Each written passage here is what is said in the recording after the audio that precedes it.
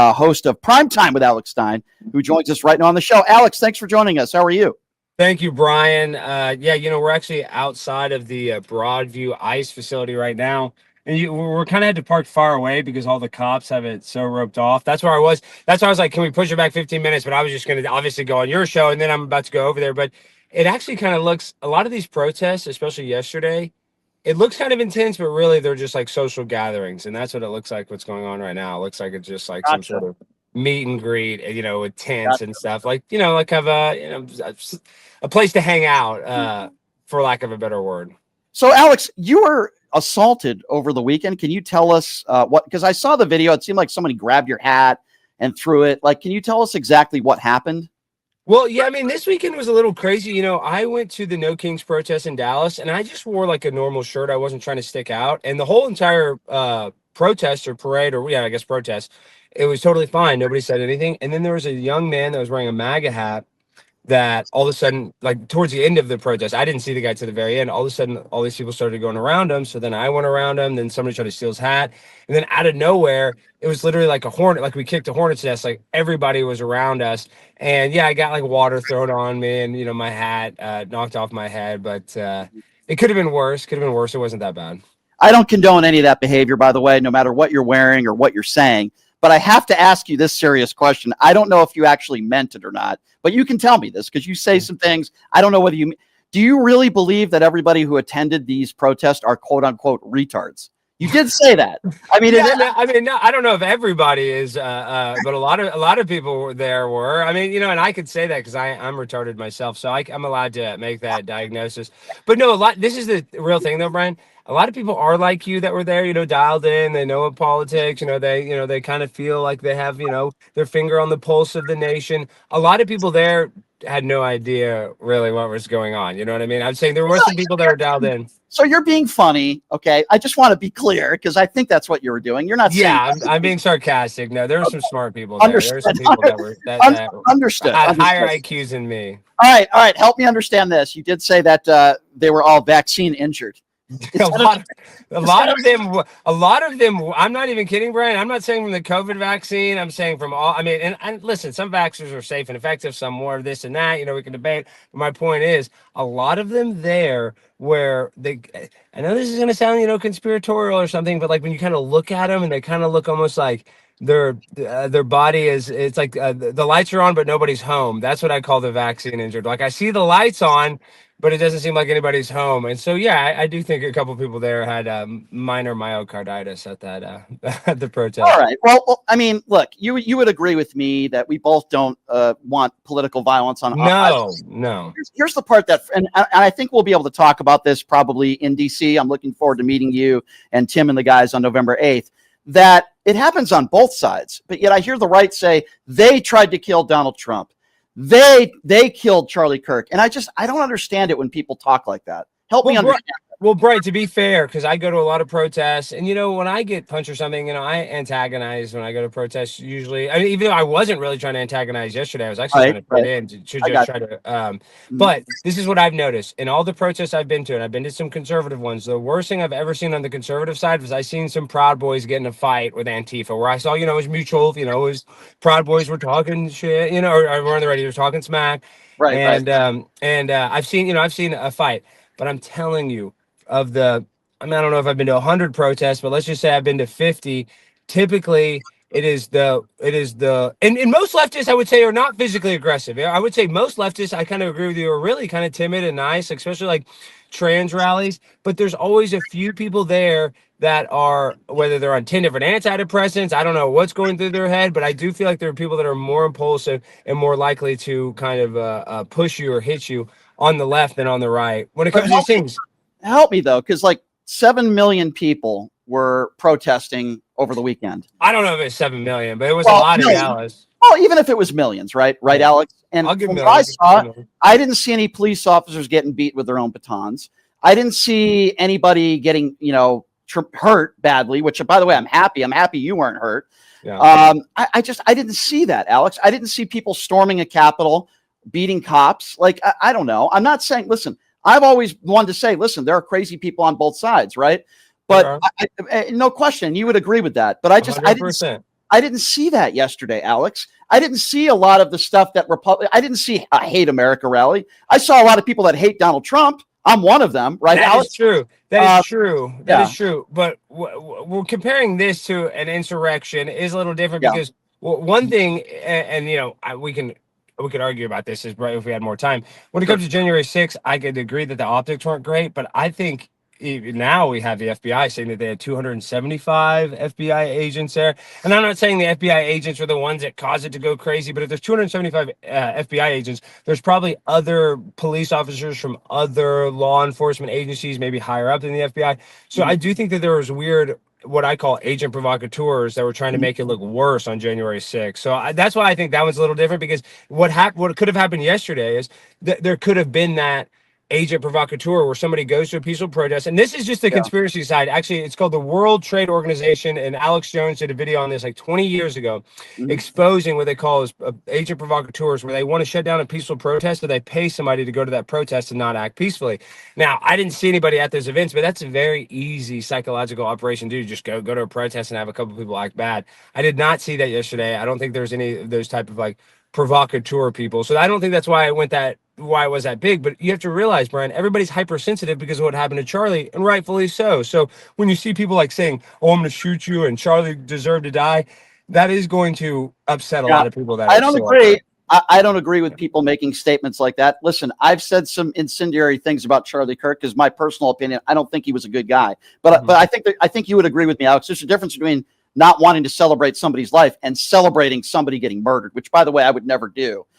You would agree that those are two completely different things. 100%. And this is my one thing, though, to you, to say that Charlie's not a great guy. This is the difference between Charlie and 99% of people that are actually in politics. Charlie would literally gave so much access. A guy that powerful, going to college campuses and talking to people that disagreed with him. Nobody does that. So even if you don't really like his viewpoints, the fact that he was actually trying to encourage that conversation, when 99% of people that are at his level don't just let random strangers ask him questions off the street. As a matter of fact, now you see some of these other conservative people are trying to do the Q&As, and they're not handling it as well as Charlie. But why only college campuses? Why only? I mean, this is a conversation we could probably have in DC, but why just a bunch of 18, 19, and 20-year-old, in my opinion, ill-informed liberals?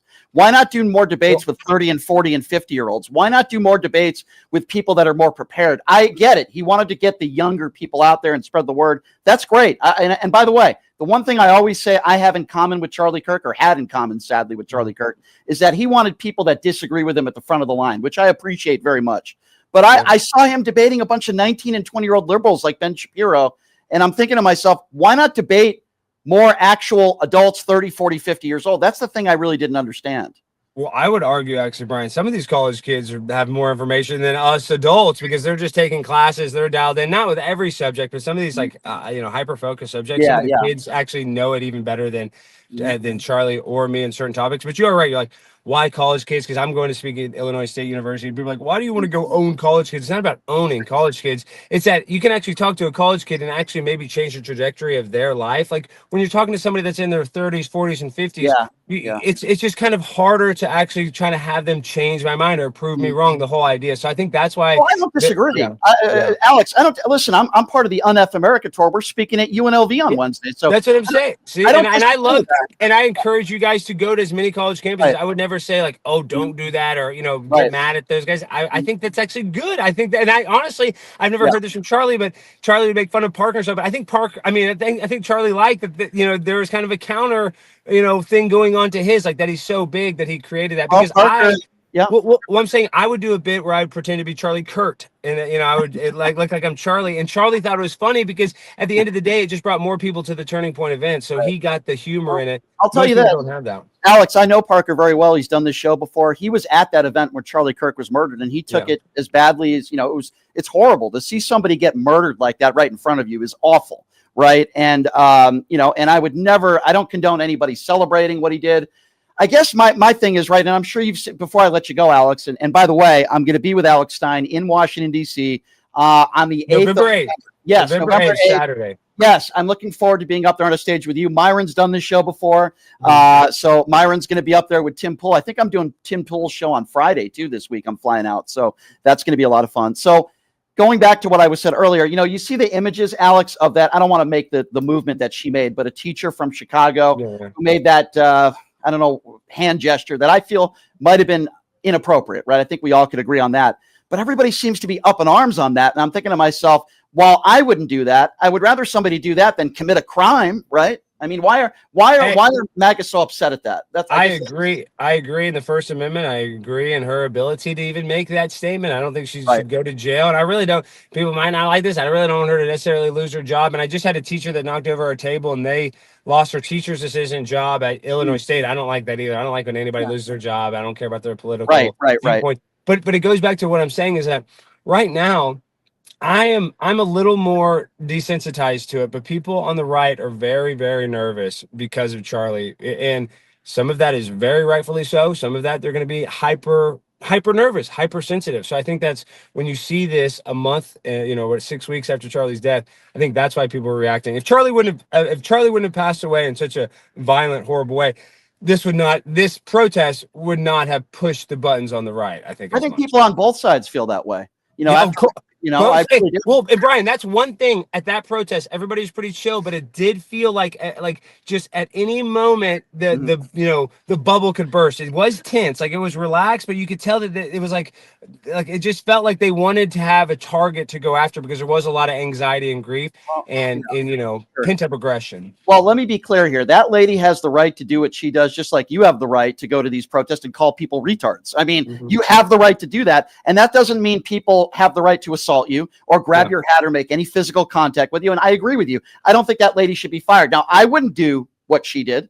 Guess what? I probably wouldn't do what you did either. But at the same time, it is what it is. I went to one of Donald Trump's rallies and I called it a Klan cult, and you went viral for that. Yeah, I saw that. Yeah, because that's how I originally saw you. You called it a Klan. You got you didn't get canceled, but that went viral. You probably disagree with me on that, but in a way, we both are doing the same thing. Where you're going to these rallies with people you disagree with. I'm going to these rallies with people I disagree with, and I've called them names. You call people names. We have the First Amendment right to do that. Just like you wouldn't condone anybody physically assaulting me. I feel the same way about. I don't want anybody physically assaulting you either. We have the right to do what we do, right? I agree. And that's the thing is I just wanted to get physical. And I really, truly do believe this. I know like a lot of the people on the right are complaining after yesterday, like we're under attack. It doesn't really, I don't think that we're under attack from Antifa, but at the same exact time, it only takes one crazy person to really make everybody look bad. So it's just, it only takes one Tyler Robinson to make, so it's a very touchy situation. That's how I feel about Black Lives Matter protests. There were a small group of agitators that did some very bad things. That's my point to the Black Lives Matter protests. What I was saying earlier, a lot of the black people there at the protest, we're not doing anything wrong. But then there's one guy that goes and burns down the O'Reillys, and and once again, I'm coming on your program defending BLM, but I'm saying a lot of those people at those rallies for BLM weren't trying to do anything wrong. It takes one person or a couple people. Alex, what happened to you? You sound like too much of a reasonable person to be on my program. I consider myself, pretty much in the middle. I'm a little more right. I don't like abortion, but socially, once again, I believe in social services. I don't like that the government shut down and people can't get health care. I don't really like that. But at the same exact time, me personally, because I don't live off the government, I have seen no day-to-day difference in my life since the government shut down. You sound like you're a moderate Republican in real life. Let's forget about the Alex Stein we see with your videos calling people retards. You sound like a moderate Republican. Are you? Oh, yeah, I would think so. 100%. Yeah. Okay. I wouldn't say I'm far right at all. No, not at all. No. Fair enough. Well, Alex, I want you to give out the information one more time before I let you go. Talk about the event we got going on November 8th in Washington, D.C. Guys, November 8th, we got Myron Gaines, Emily Saves America, Primetime 99 Alex Stein, Tim Pool, and the one, the only Brian Shapiro. And not only is this an interactive event, you guys will get to ask us questions if there's a topic that you guys want to kind of do, micro debate or something like that. You're going to have the ability to come up and debate us on any topic that you see fit. So I really encourage everybody, if you're in the DC area, November 8th, it's in the afternoon at 3 p.m. So you guys will be in and out by 5 o'clock. You'll have the whole rest of your day. And even though it's at a night, it's at a comedy club, it's really laid back, very fun. It'll be very safe as well. And for the record, if you call me a retard in DC, I won't be offended. I'm just saying. Fine, yeah. Well, I am retarded, so I'm allowed to say that. Fair enough. Alex, I appreciate you coming on, man. Thank you so much, and I look forward to meeting you out there in DC on the 8th. Thanks for doing the time. I appreciate it. Good luck on Tim's show this weekend. I'll see you soon. Thank you. Thanks, Alex. Appreciate you. That's Alex Stein, everybody. I have to be honest with you. I did not think we would get a moderate Alex Stein on this show. We actually agree on a lot of different things. That was, I'm actually surprised. Now, obviously, me and Alex disagree on Donald Trump, and I'm sure we'll, in the more long form interview, I'm sure we will get into that. Obviously, I disagree with him on a lot of different issues. But, he has the right to go to one of these protests, just like I have a right to go to a Trump rally and call people Klan members. I mean, we have the right as Americans to do that, and we certainly shouldn't be attacked for that physically.